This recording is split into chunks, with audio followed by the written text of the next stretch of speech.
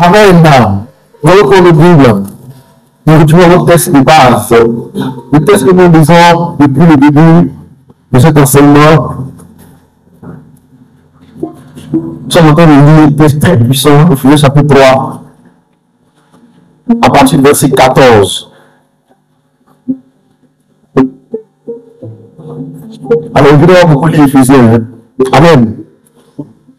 Ephésiens 3, verset 14. À cause de cela,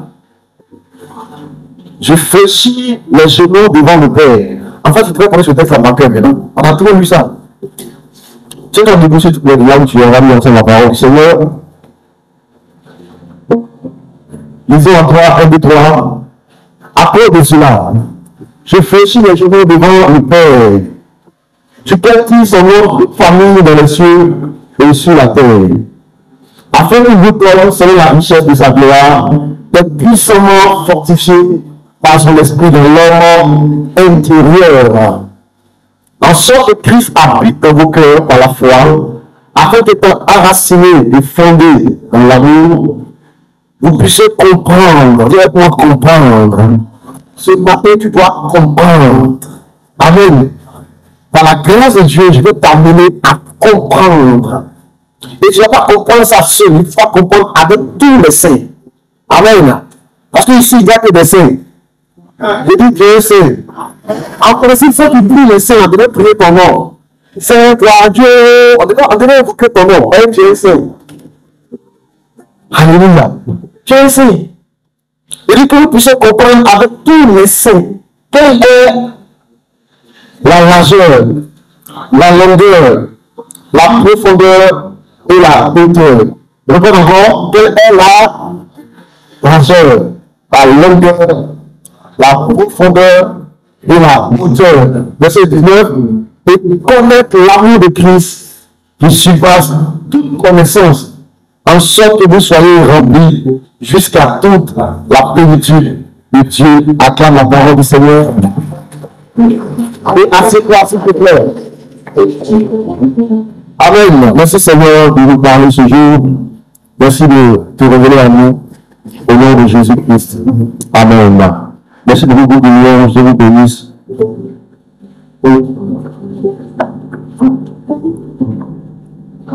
J'ai un message très important pour toi ce matin. Je veux que Dieu nous donne le mot. Amen. Que Dieu nous donne le mot pour te délivrer mon message. Le texte qu'on a lu dit que nous devons comprendre. Paul dit prie pour nous afin que nous puissions comprendre. Nous tous les saints qui sommes assis ici. Même si tu es assis ici, tu n'es pas dans la sainteté, je proclame que tu es saint. La sainteté est un pouvoir. C'est un pouvoir. Si tu n'as pas ce pouvoir, tu ne peux pas dominer sur le péché. Le péché est une chose que Jésus a vécue. Donc pour toi aussi, vivre une vie de sainteté, tu vas recevoir la victoire de Christ dans ta vie. Si tant que Jésus n'a pas communiqué sa victoire, tu ne peux pas vivre dans la sainteté. Donc si tu es assis et qu'il y a un péché qui te fatigue, prie Jésus pour qu'il vienne vivre en toi, qu'il habite en toi et qu'il te communique sa nature. La Bible dit que ce n'est pas par la force, mais par la puissance. Mais c'est par mon esprit, dit le Seigneur. Alléluia. Il dit, sans moi, vous ne pouvez rien faire. Donc sans Jésus, nous ne pouvons rien faire. On n'a pas de pouvoir nous-mêmes. Notre pouvoir, on attire notre connexion avec lui, notre relation, notre intimité avec lui. Alléluia. Quand nous devons comprendre, nous tous les saints, nous devons tous comprendre. Il prie pour nous, ardemment, pour que nous puissions comprendre avec tous les saints, tous les militaires du monde entier, quelle est la largeur, la longueur, la profondeur et la hauteur de l'amour de Christ. Lorsque nous allons comprendre la largeur, la longueur, la profondeur et la hauteur, nous allons connaître l'amour de Christ. Et cet amour-là, lorsque nous allons la connaître, nous allons être remplis jusqu'à toute la plénitude de Dieu. Nous allons être remplis de Dieu dans son entièreté, dans sa plénitude. Nous allons être pleinement remplis de Dieu. Ça veut dire qu'on peut être rempli, mais on peut être rempli pleinement de Dieu. Beaucoup de chrétiens sont remplis, des fois, qui ne s'expriment pas dans leur sont passés. Mais l'apôtre dit ici qu'il y a quelque chose qui manque dans leur vie. Et cette chose, quand elle va arriver, ton remplissage va être plein. Regardez monsieur, vous allez être rempli de toute la plénitude de Dieu. Alors, deuxième que je veux qu'on puisse trouver juste un peu de, ce sont les cubes. Donc, puisse trouver un peu de grains de riz, et puis avec une petite tasse, une petite belle, on va faire une petite démonstration. Amen. Alléluia. Donc, on peut être rempli, mais on peut être rempli pleinement. Tu vois, on peut être rempli, il peut y avoir de l'air dedans. On peut être rempli, mais il y a encore du vide. Mais quand même, la boîte est remplie, quoi. Tu te prends une boîte de lait concentré, et tu mets des carreaux, du sucre dedans. À un moment donné, c'est ça, tu ne pourras plus fermer parce que c'est rempli. Mais n'empêche que c'est pas plein. Et je suis. Parce qu'il y a des vides dedans. Parce que ce que tu mets n'est pas capable de coucher tous les trous. Et je suis. Donc on peut être rempli, on peut être rempli. Mais on peut ne pas être rempli de toute la plénitude. On peut ne pas être pleinement rempli. Il y a quelque chose qui vient comme le ciment, qui vient cimenter tout ce que Dieu a mis en toi, et qui fait que tu es pleinement rempli, c'est l'amour. C'est pourquoi la Bible dit que l'amour est lié à la perfection. Quelque chose qui vient perfectionner tout ce qui est en toi. C'est l'amour. Alléluia. Amen. Et l'amour ici, d'après le texte, a 4 dimensions. Verset 18. L'amour a 4 dimensions. L'amour est quelque chose qui doit être large. L'amour est quelque chose qui doit être long. L'amour est quelque chose qui doit être profond. Et l'amour est quelque chose qui doit être haut. Donc si ton amour n'a pas les 4 dimensions, ton amour aussi n'est pas complet. Amen. L'amour large, c'est le fait d'aimer tous les hommes. Dieu a tant aimé le monde. L'amour large, c'est l'amour qui ne s'arrête pas à soi. C'est le fait d'aimer soi-même, mais d'aimer aussi le voisin, d'aimer aussi le prochain. C'est le fait de se faire du bien à soi-même, de faire du bien aussi à l'autre. L'amour large, c'est l'amour qui s'élargit jusqu'à toucher les autres. Ce matin, est-ce que tu as salué tes voisins quand tu es venu à l'église? Les voisins sont ensemble depuis lors. Est-ce que tu leur offres ton sourire? Le sourire que tu donnes à tes amis? Amen. Même toi-même, je n'ai pas prié. Est-ce que tu peux donner souvent un amen pour faire du bien ou à l'orateur? Des fois, notre vie, j'ai envie de m'encourager, de péter une poche. C'est-à-dire que tu dis amen. Oui, c'est de l'amour. C'est de l'amour. L'amour, c'est de faire des choses dans le but de faire du bien à quelqu'un. Et ce matin, je vais te parler d'un type d'amour qui est l'amour qui est très puissant. L'amour large est merveilleux. L'amour long, c'est l'amour qui ne finit pas. C'est l'amour qui est capable de se renouveler. Les gens ont un amour, mais les gens ne viennent pas en longueur, ils ne viennent pas dans la durée. Beaucoup de couples souffrent du manque d'amour long. Parce que souvent, notre amour est un amour charnel. L'amour charnel, c'est pas aimer longtemps. Tu vois, tu dis que tu aimes le hamburger. Ah, parce que moi j'ai le hamburger, d'accord. Je t'invite, on va manger un hamburger. Et puis arrive à je paie un hamburger 200 000 pour toi. Tu peux te fâcher, meuf. Tu vois, tu peux te fâcher. Tu aimes les glaces. Puis je t'invite, on va manger glace. En fait, de manger glace, tu es content. Donc, les viens encore chez toi, je t'envoie des glaces. Tu es content. Donc, le soir, quand tu vas manger, je suis encore là. Avec des glaces. Tu es content. Quand tu peux te faire encore là, avec glace, de 5 000. Et mon mec, on va dire ça. Tu vois. Et puis, je viens lundi matin, là même, je viens acheter avec glace, 300 000. Mais tu dis que les glaces, non? Tu vois,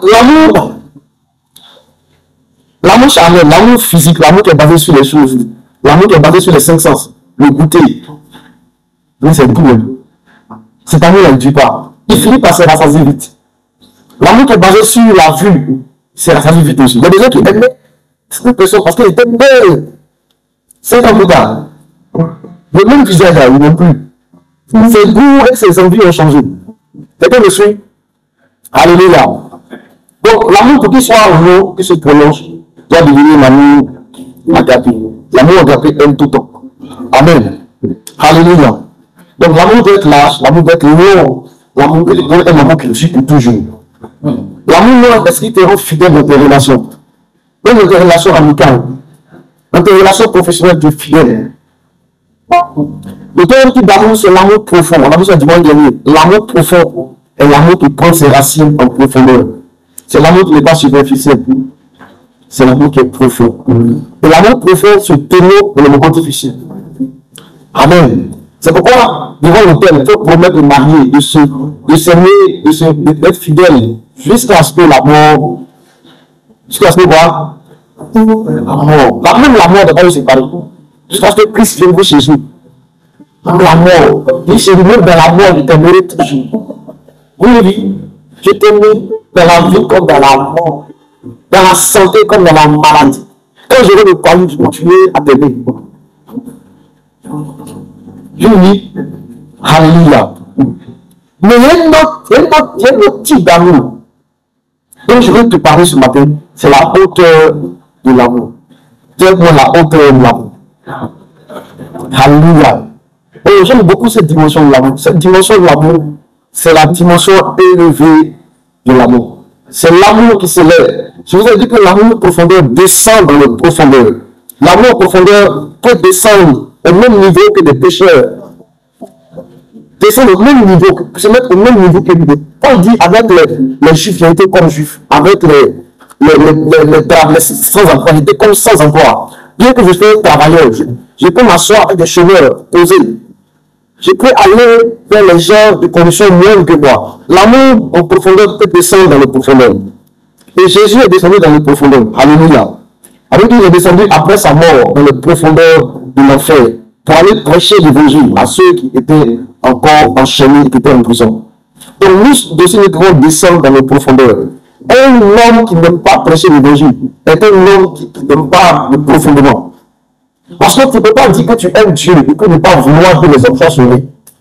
Tu ne peux pas dire que tu aimes tes amis et que tous ne soient pas sauvés, ça te dit non.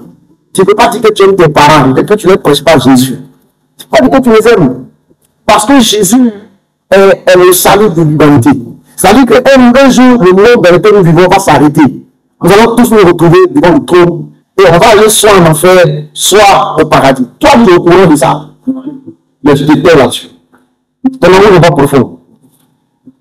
Alléluia. L'amour en profondeur descend dans les profondeurs. Et le quatrième type d'amour, c'est l'amour en hauteur. Alléluia. Éphésiens chapitre 4, verset 8. À part du verset 8, on a dit ça dimanche dernier. La Bible, c'est pourquoi étant monté, pourquoi il dit, pardon, étant monté en haut, il a amené des captifs.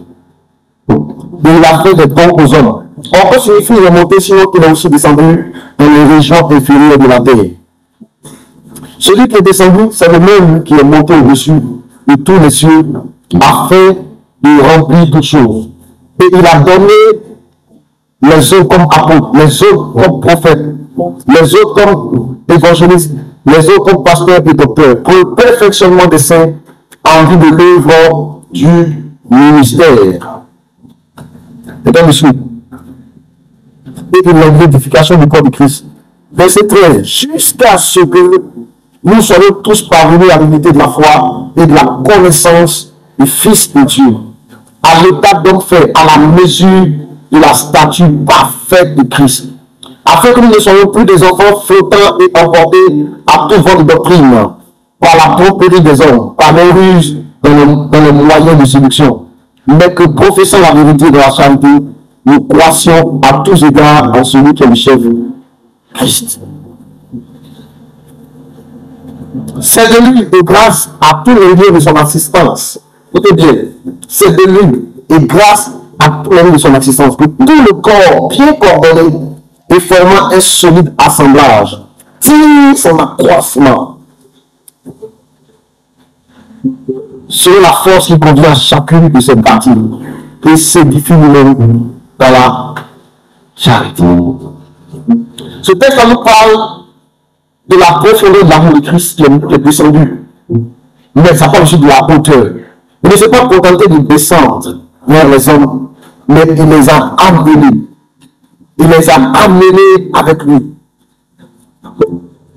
Le verset lui dit, celui-là qui est descendu, il est aussi monté.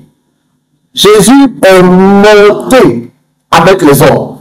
Celui qui a un amour monte, ne monte pas seul. Il monte en tirant les autres vers le haut. C'est bon de s'intéresser aux pauvres, aux faibles, aux gens de conditions modestes. de se pencher sur les cas.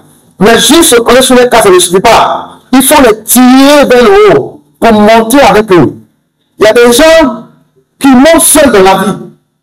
Il est dans l'entreprise, lui seul est l'homme, lui seul est de promotion, lui seul l'avance. Mais il ne fait pas avancer les autres. Il ne fait pas la promotion des autres. Il ne parle pas bien des autres. Il est dans le département, lui seul, on est là, lui seul le monte. Mais il ne forme pas de remplaçants. Il ne forme pas d'adjoint, il n'a pas d'assistant. Il est tout puissant dans la tribune et dans le département.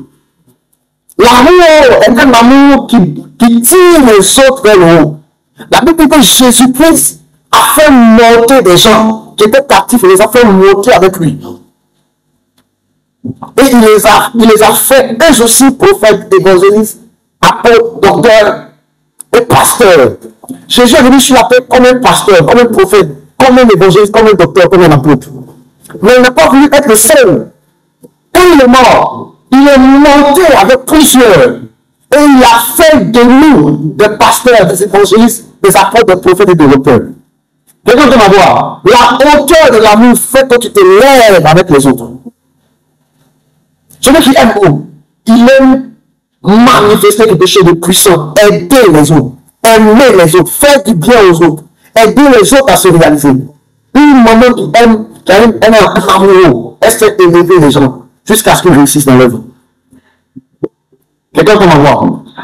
Alléluia. Dieu pour la hauteur de l'amour. Dieu pour la hauteur de l'amour. Alléluia. Tu ne dois pas être le seul boss de la famille. Tu ne dois pas être le seul boss de la famille. Tu ne dois pas être le seul contrôle de la famille. Tu n'es pas capable d'aider quelqu'un parce que tu veux que la réunion soit toi seul. Toi seul qu'on attend.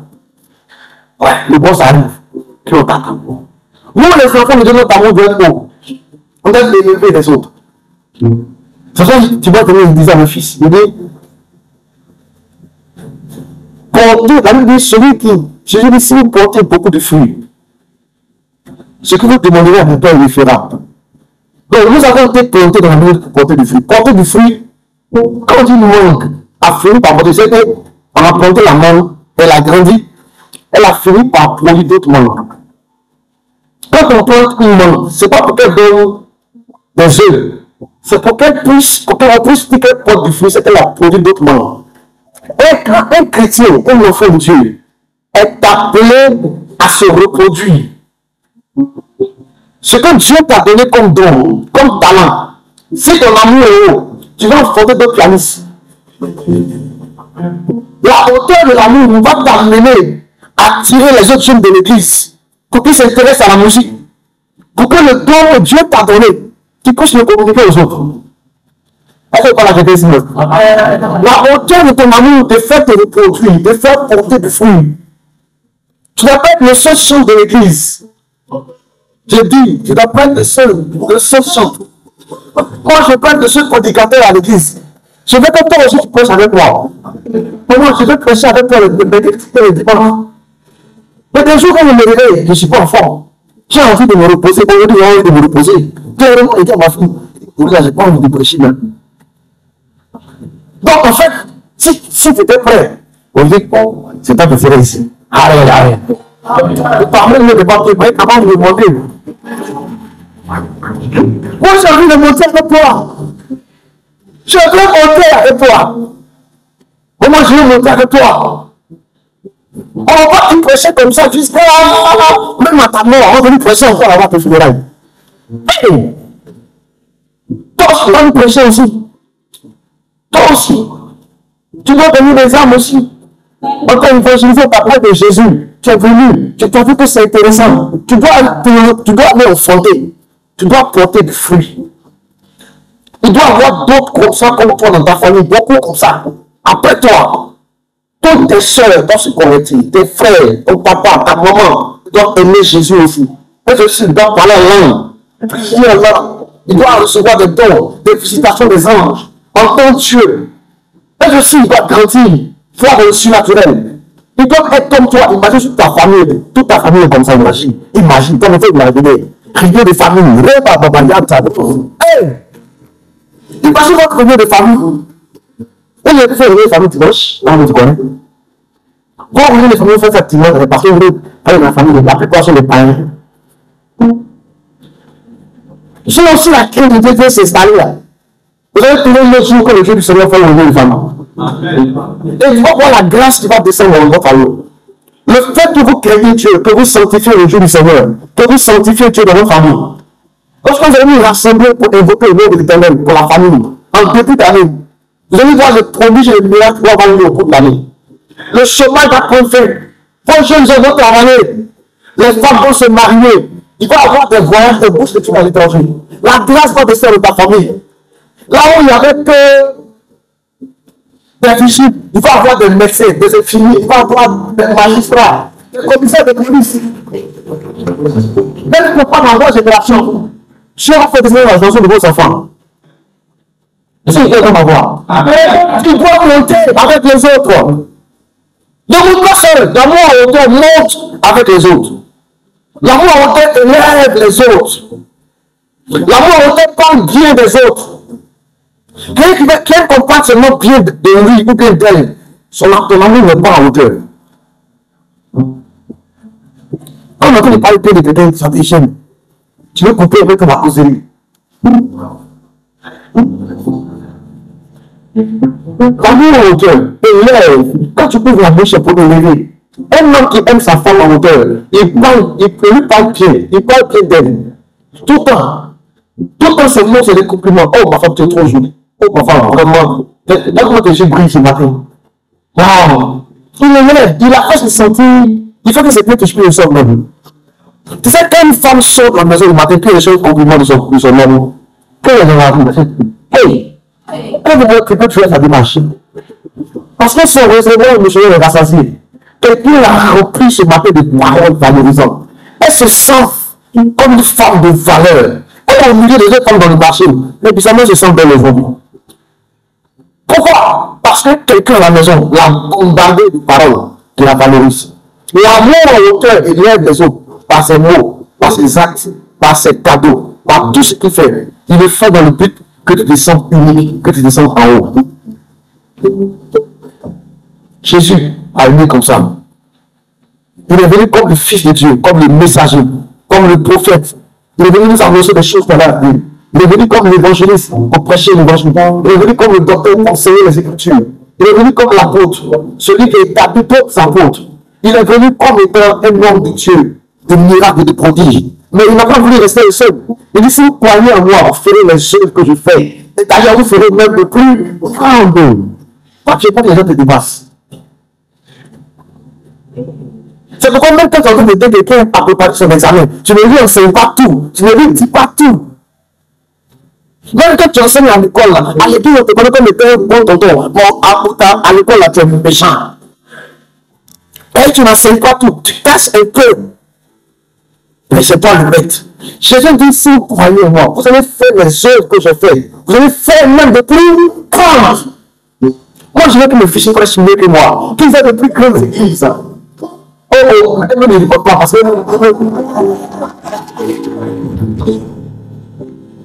Je ne sais pas que mes fils sont des éternels assistés.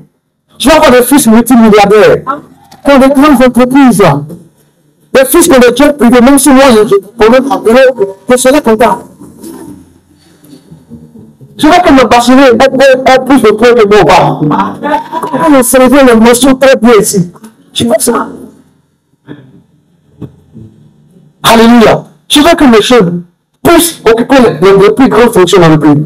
Je vais avoir des magistrats ici. Je vais avoir des autorités militaires, des autorités de la justice. Je vais avoir des footballeurs de très haut niveau ici, qui signent des contrats de milliards de francs CFA. Je veux. L'amour à hauteur, il faut tirer les gens pour les faire monter. C'est pourquoi l'amour à hauteur, en réalité, c'est l'amour de Dieu. C'est la façon dont Dieu est en haut, comme Dieu t'aime. Dieu n'a aucun problème pour te voir élevé. Dieu n'a aucun problème. Dieu n'a aucun problème de te voir appuyer ton cours. Dieu n'a aucun problème de te voir en bonne santé. Dieu n'a aucun contraire, il ne te veut que du bien. Dieu n'a que de bons projets pour toi. Dieu n'a que de bons plans, de bonnes idées pour toi. Dieu, quand il regarde ta vie, il ne voit pas les défauts. Ils voient pas ce que les autres critiquent. Ils voient le pied qu'on peut tirer dedans pour t'aider à monter. Pendant que tu es en train de lutter et que les autres sont en train de te lapider pour te tuer à cause de ton péché, tu es en train de regarder comment ils vont t'aider à te relever. Un jour, les gens ont envoyé une femme vers Jésus.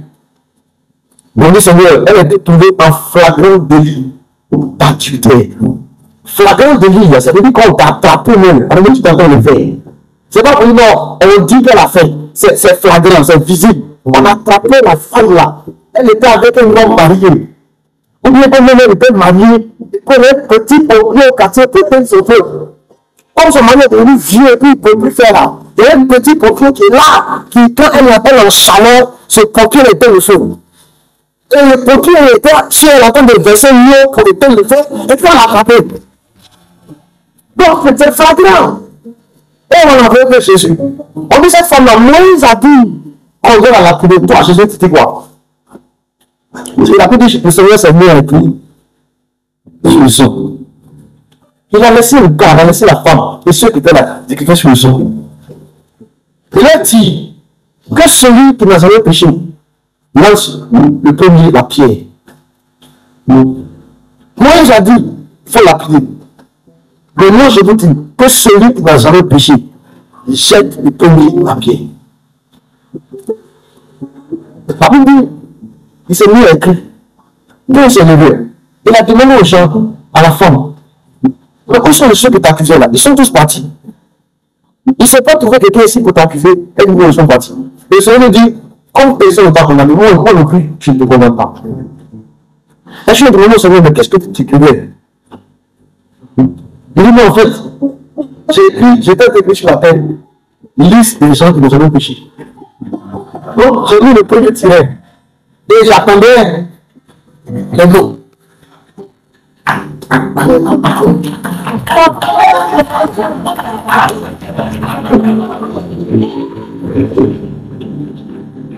Bon, comme j'étais là, et puis je n'entends pas le nom. Bon, je me suis levé pour voir.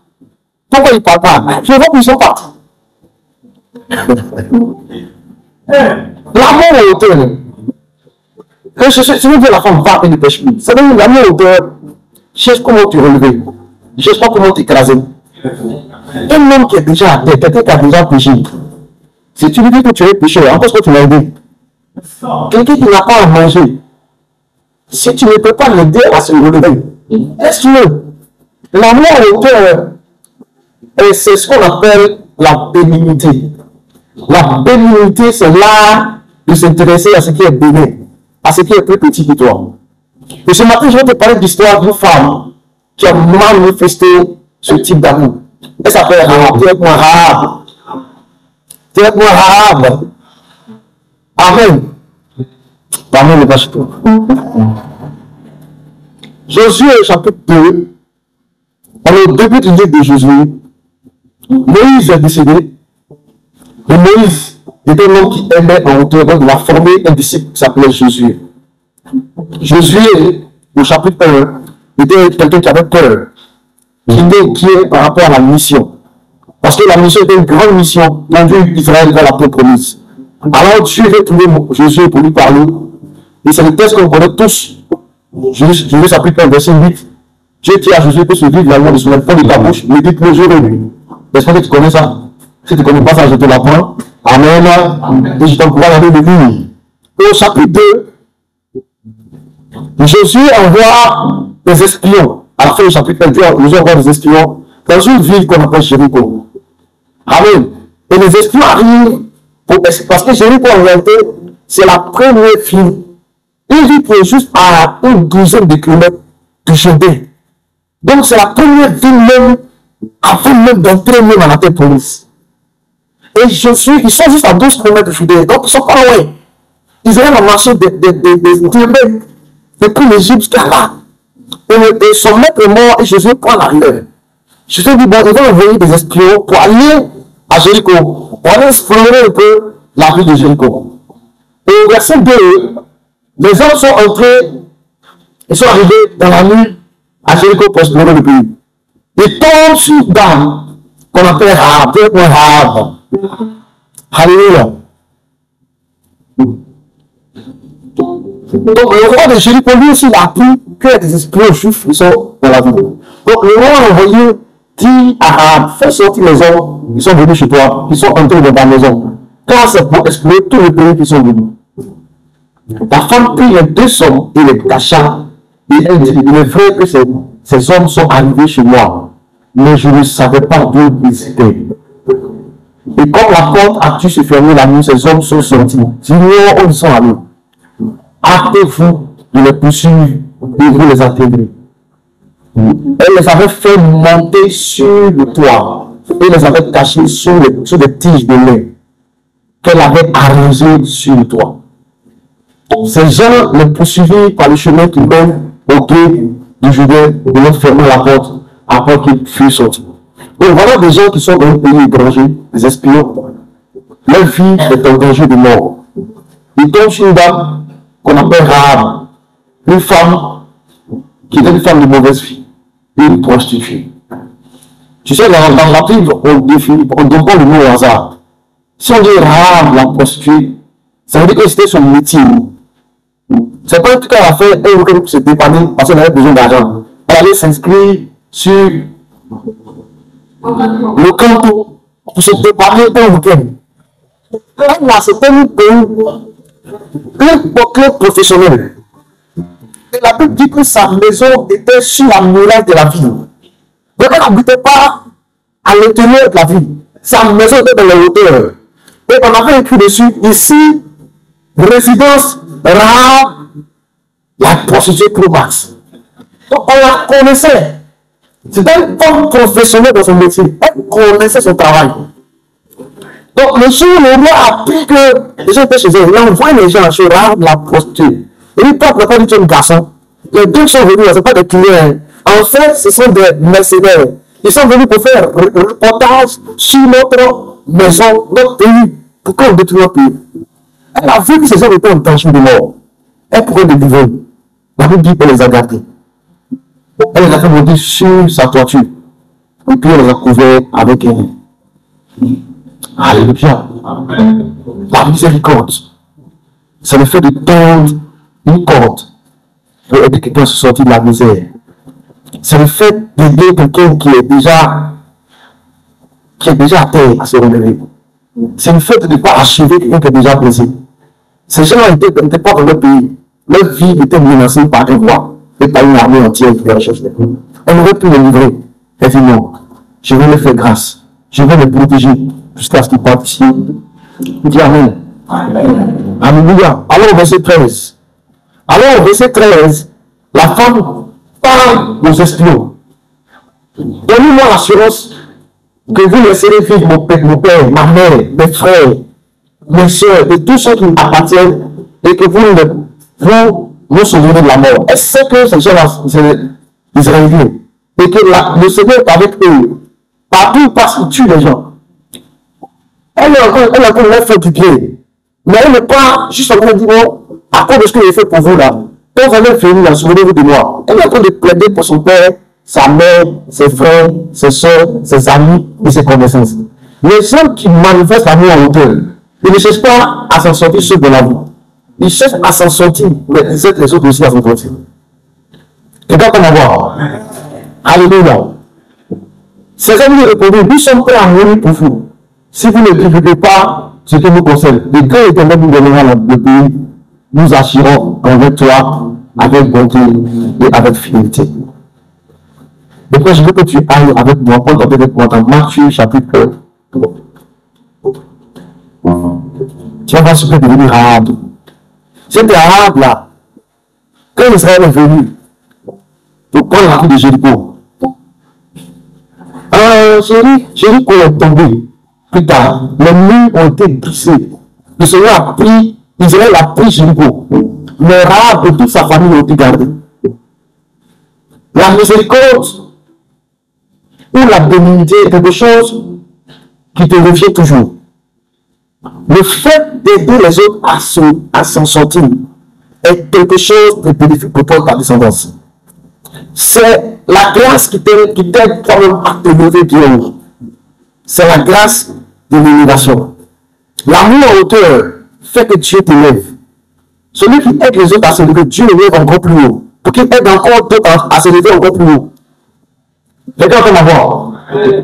Regardez si on parle de la généalogie de qui? De qui? C'est Jésus-Christ. C'est qui? C'est un Dieu de tout à moi. C'est qui Jésus-Christ? Aide-moi. J'imagine. Qui est Jésus-Christ? C'est le Fils de qui? C'est le Fils de Dieu. C'est pas grave. Jésus, le Fils de Dieu, est venu sur la terre. Et on est en train de faire sa généalogie, son arbre généalogique. On est en train de parler de ses ascendants. La famille dans laquelle il est né là. Quels sont les gens, quels sont ses ancêtres et ses aïeux, ses parents, ses grands-parents, jusqu'à ses aïeux de la famille dans laquelle il est né. Regardez, on parle de la généalogie de Jésus-Christ, fils de David, fils d'Abraham. Alors, Abraham engendra qui? Isaac. Isaac engendra Jacob engendra et ses frères. Verset 3. Judas engendra. Tu dis bien, bon, tu es fâché matin. Judas engendra Tamar, Pharez et Zara. Pharez engendra Esrom. Esrom engendra Aram. Aram engendra Aminadab. Aminadab engendra Naasson. Naasson engendra Salomon. Salomon engendra Boaz. De qui? De Rahab. Cette femme prostituée qui était dans un pays étranger. On parle de la descendance des Juifs, des hommes qui ont marqué le peuple juif. Et on parle de tous ces hommes de Jésus-Christ. On parle de ses ascendants. Et son nom sort dedans. Est-ce que quelqu'un comprend ce que je veux dire? Salomon engendra Boaz de Rahab. Boaz, cet homme riche, qui a fini par épouser une belle jeune fille qu'on appelait comment? Ruth. Ce champion de Boaz propriétaire de plusieurs plantations, qui était un homme puissant en Israël, qui a épousé une belle jeune fille qu'on appelait comment? Ruth. Ruth et Boaz ont engendré Obed. Obed a engendré avance Isaïe. Et Isaïe a engendré David. Ensuite, on dit le roi David. Donc, dans la descendance de Rahab, il y a eu le roi David. Il y aura des rois dans la descendance. Il y aura des présidents dans la descendance. Le premier ministre de la première institution. Le premier chef de celle de toi. Cette femme manifestait la féminité. Cette femme s'est intéressée à des espions, à des soldats, mais qui étaient perdus dans un pays étranger. Comment il faudrait qu'on avait le pourchasser et puis il rentre chez toi. Mais tu décides de ne pas le livrer à la police, de le garder et de le protéger. C'est ce qu'elle a fait. Après cette grâce, elle est rentrée dans le peuple juif. Elle a épousé lui. Ben viens.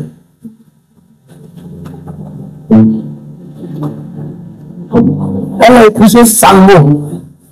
Et elle a enfanté, elle était la maman de Boaz.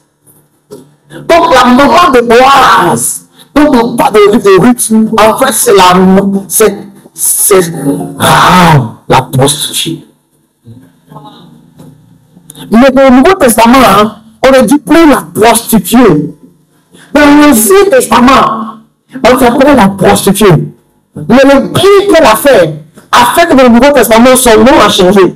Maintenant, on a mis son nom à des rois, à des prophètes, et même au Messie Jésus.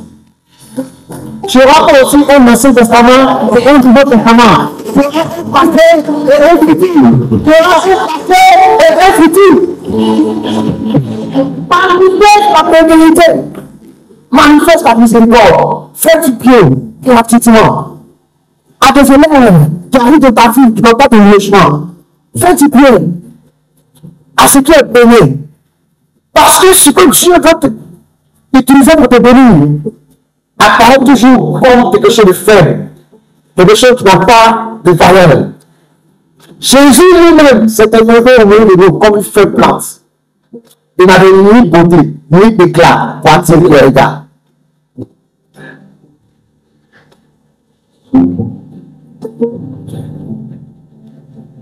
Et j'ai une femme. J'ai été la fille du président le plus puissant de ma terre. Cette femme est allée se baigner au Nil, sur un fleuve qu'on appelle le Nil. Et pendant qu'elle se baignait, elle a entendu un bébé pleurer. Elle a envoyé ses servantes pour aller voir qui était ce bébé, d'où venait ce bruit. Ils ont vu qu'il y avait un panier dans lequel se trouvait un petit garçon, bébé abandonné de ses parents. Elle a donc décidé, elle était la fille du président, de prendre ce bébé hébreu, abandonné, orphelin, de le prendre sous son aile, de prendre soin de lui, de lui donner de l'affection, de l'éducation, la nourriture jusqu'à ce qu'il grandisse. Cet enfant-là a fini par devenir Moïse, le plus grand président, le plus grand prophète de tous les temps. Est-ce que Dieu est en train de parler aujourd'hui? Est-ce que Dieu est en train de parler? L'amour à hauteur aide les gens sans force, sans faible, sans faible. Tout ce qui est donné, tout ce qui n'a pas de valeur, a devenu grand. Si tu es donné ce genre d'amour, tu vas élever des Moïse dans ta maison. Tu vas élever des Boaz. Tu vas élever des Moïse, élever des Jésus, élever des gens sans force, sans puissance. Aide-les à se réaliser, aide-les à trouver leur chemin, aide les couples à se réconcilier. Même des gens qui ne peuvent pas d'argent pour te donner. Il ne faut pas vendre tes connaissances et tes services. Il faut pas être un pasteur qu'on paye pour rencontrer. Tu peux donner gratuitement. Tu as reçu gratuitement, donne gratuitement. Souviens-toi où Dieu t'a pris toi-même. Souviens-toi. Des fois où lui ne mangeait pas à la maison. Souviens-toi de ce que Dieu a fait pour toi. Quand tu sois là aujourd'hui, on dit que tu es devenu quelqu'un de compliqué. Ton cœur est un peu fermé. Ton cœur est devenu dur. À cause de ce que tu veux qu'on reconnaisse tes efforts. Dieu saura récompenser tes efforts. Continue à faire du bien, même quand on te fait du mal. Continue à s'aimer, même quand tu ne vois pas la plante grandir. Continue à investir, même quand tu ne vois pas de retour sur l'investissement. Continue à t'investir dans les gens. Investir dans les gens est le meilleur investissement. Investir dans les gens, il n'y a pas de plus grand investissement que d'investir dans les gens. L'homme est fait de terre. La terre la plus fertile, c'est le corps humain. Investir dans les gens. Donne de l'amour aux gens. Donne de l'attention aux gens. Donne ton temps aux gens. Donne de la grâce aux gens.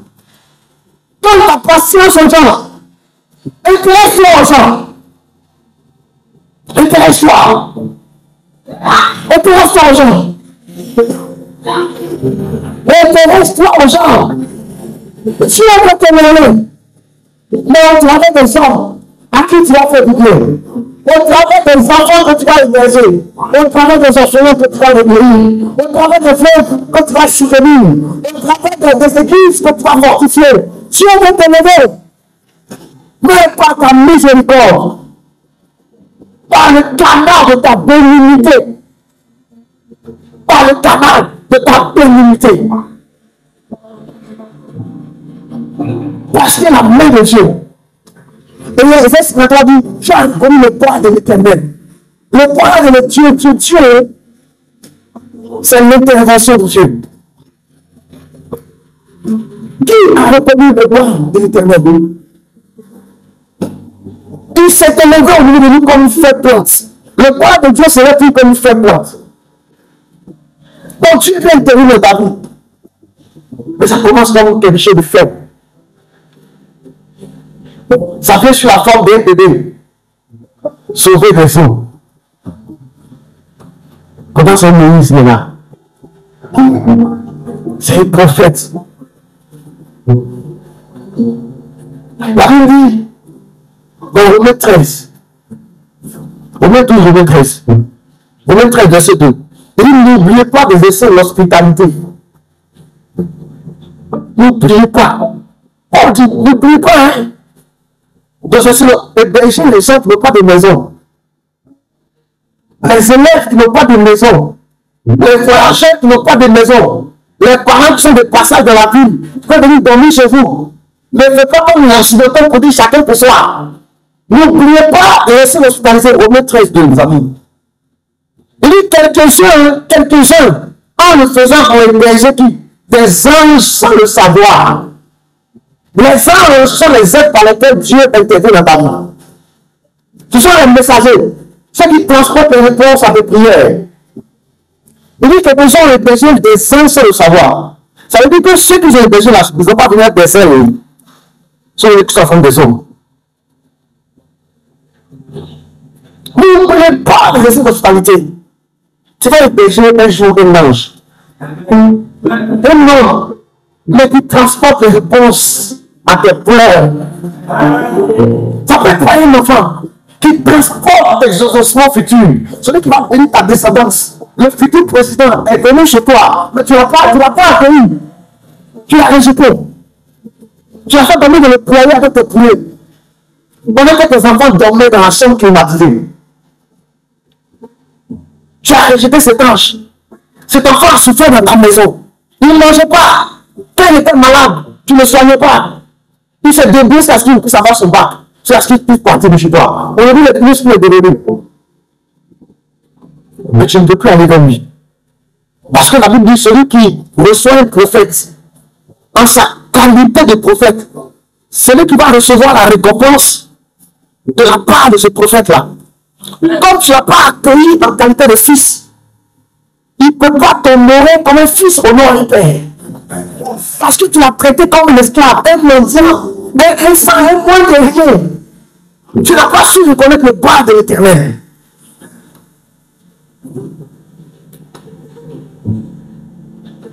Tu n'as pas su reconnaître. Maintenant, tu as voulu te visiter. Ça peut être la part d'un homme que tu rencontres, qui t'aime beaucoup, qui t'aime bien. Le gars, il est pieux, il est spirituel. Il sait t'honorer, te valoriser, mais il n'a pas d'argent. Et tu préfères être avec celui qui te méprise, qui te tend, qui t'humilie, mais qui a de l'argent. Cet homme ne te considère pas, il te trompe, il te donne des insomnies de gourmet. Il ne peut même pas te prendre dans ton groupe. Quand il est avec tes amis, tes collègues, il ne te présente pas. Mais l'autre, il t'encense et il te magnifie. Mais lui, il n'a pas d'argent. Et comme il n'a pas d'argent, il est rien.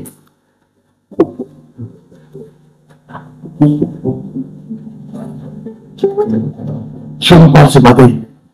Si on vous parle ce matin, si on vous parle ce matin, nous recevons les gens, aidons les gens, je dis aidons les gens. Et tirons les gens vers le haut. Que Dieu te bénisse à tout le monde.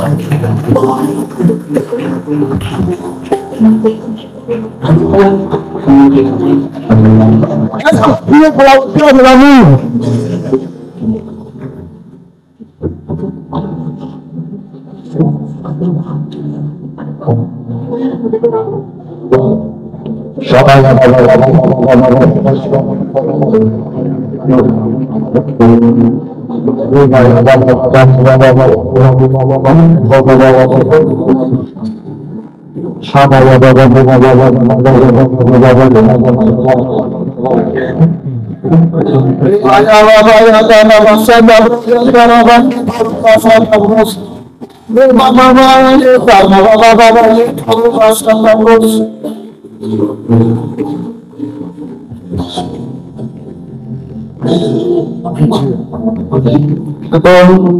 La grâce de savoir partager. La grâce de partager. La grâce de donner. La grâce de donner. Si tu as aucun remords par rapport à un bien que tu as refusé de faire, tu vas prendre Dieu. Seigneur, pardonne-moi. Donne-moi d'aimer. Prie le Seigneur. Prie le Seigneur. Shabra Kanta Rababa Vinta. Shibaya Chambaba Soto Kanta Rabita Rababa Soto.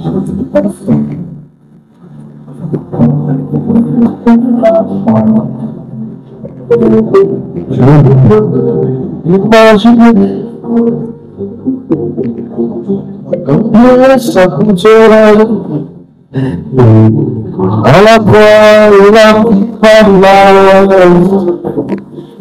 et Dieu serait bon. Je ne peux imaginer combien ça coûterait à la croix il a pris ma mort.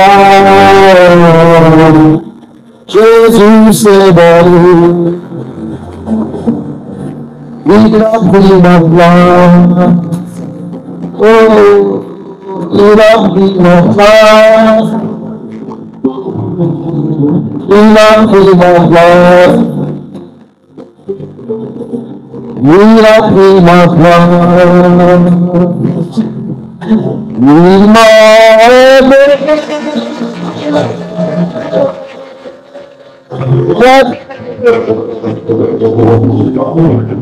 Il m'a